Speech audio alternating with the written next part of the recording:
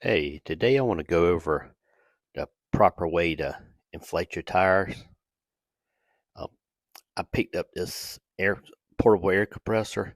You can use it for cars, trucks, motorcycles, or sports balls, whatever. But today we're going to use it to check my air in my tires to make sure they're the correct amount.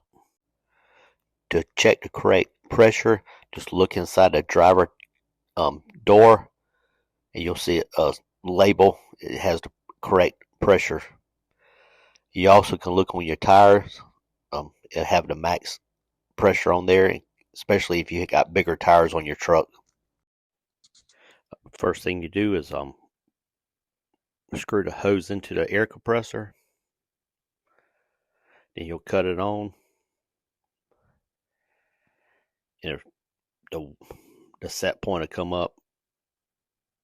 Just adjust it to whatever pressure you need. I'm going to put 35 pounds in my truck tires.